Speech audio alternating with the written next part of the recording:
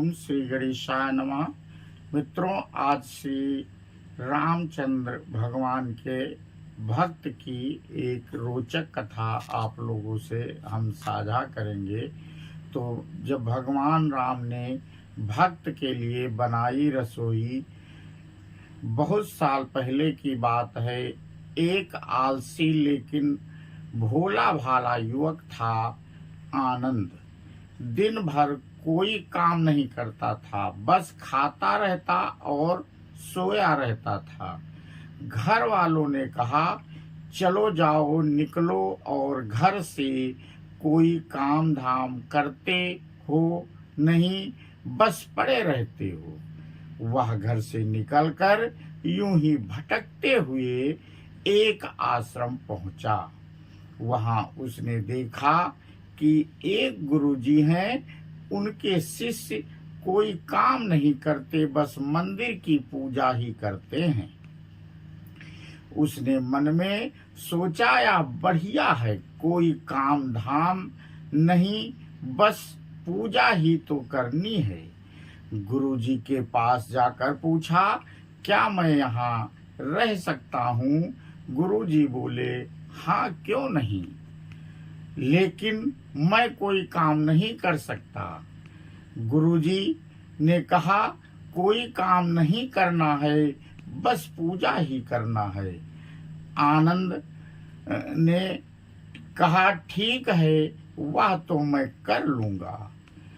अब आनंद महाराज आश्रम में रहने लगे। ना कोई काम, ना कोई धाम, बस सारा दिन खाते रहो और प्रभु भक्ति में भजन गाते रहो। महीना भर हो गया। फिर एक दिन आई एकादशी। उसने रसोई में जाकर देखा, खाने की कोई तैयारी नहीं है। उसने गुरुजी से पूछा, आज खाना नहीं बनेगा क्या?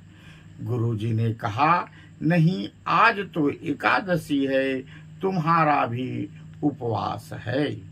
उसने कहा, नहीं, अगर हमने उपवास कर लिया तो कल का दिन ही नहीं देख पाएंगे, हम नहीं कर सकते। उपवास हमें तो भूख लगती है, आपने पहले क्यों नहीं बताया?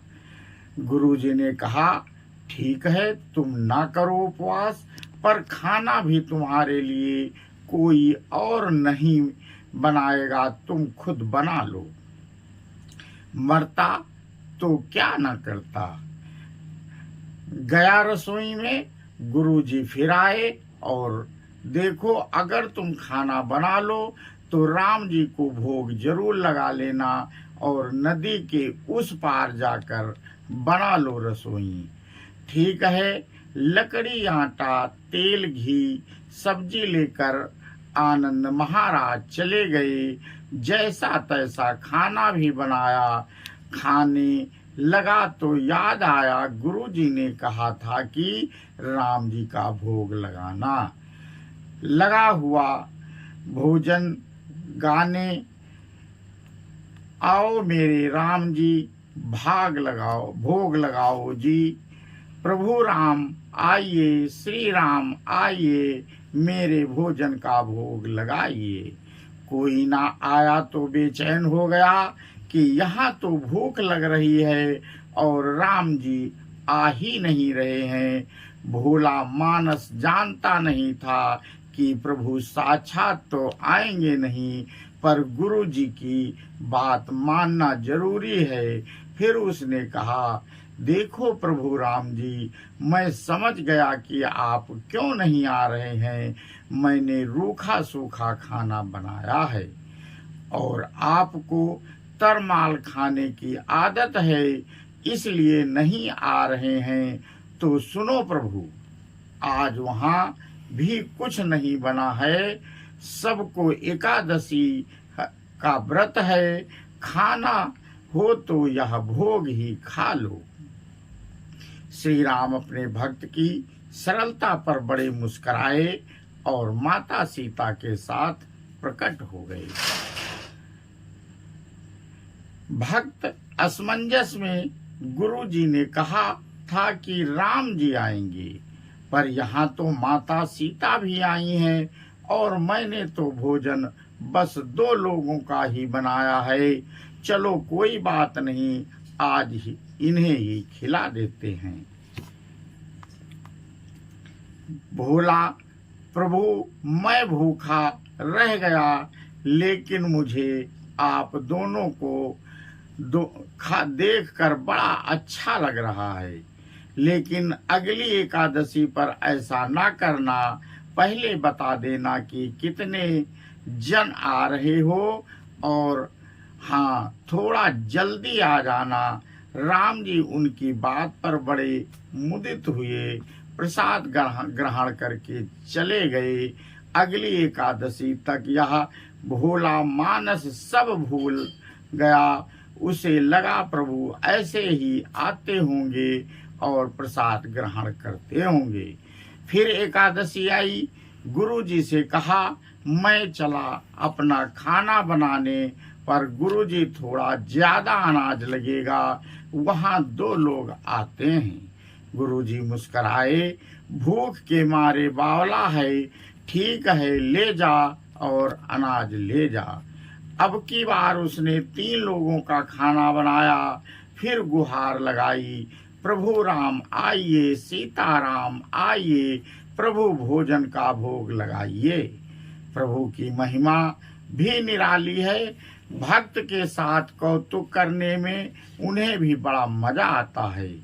इस बार वे अपने भाई लक्ष्मण, भरत, शत्रुघ्न और हनुमान जी को लेकर आ गए। भक्त को चक्कर आ गए। यह क्या हुआ? एक भोजन बनाया तो 2 आए। आज 2 का खाना यानी ज्यादा बनाया तो पूरा खानदान आ गया।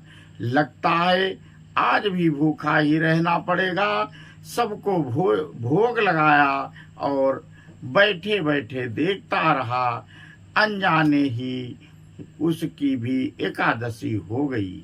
फिर अगली एकादशी आने से पहले गुरुजी से कहा, गुरुजी ये आपके प्रभु राम जी अकेले क्यों नहीं आते? हर बार कितने सारे लोग आ जाते हैं, इस बार अनाज ज्यादा देना।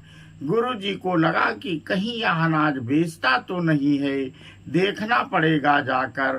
भंडार में कहाँ इसे जितना अनाज चाहिए दे दो, और छुप कर उसे देखने चल पड़े। इस बार आनंद ने सोचा, खाना पहले नहीं बनाऊंगा, पता नहीं कितने लोग आ जाएं, पहले बुला लेता हूँ फिर बनाता हूँ। फिर टेर लगाई, प्रभु राम आइए, श्री राम आइए, मेरे भोजन का भोग लगाइए। सारा राम दरबार मौजूद है। इस बार तो हनुमान जी भी साथ आए, लेकिन यह क्या, प्रसाद तो तैयार ही नहीं है। भक्त ठहरा भोला भाला, बोला, हे प्रभु इस बार मैंने खाना नहीं बनाया। प्रभु ने पूछा, क्यों? भोला, मुझे मिलेगा तो मैं नहीं, फिर क्या फायदा बनाने का, आप ही बना लो और खुद ही खा लो। राम जी मुस्कुराए। सीता माता भी गदगद हो गई। उसके मासूम जवाब से लक्ष्मण जी बोले, क्यों क्या करें प्रभु? प्रभु बोले, भक्त की इच्छा है, पूरी तो करनी पड़ेगी। चलो लग जाओ काम से। लक्ष्मण जी ने लकड़ी उठाई। माता सीता आटा सानने लगी। भक्त एक तरफ बैठकर देखता रहा।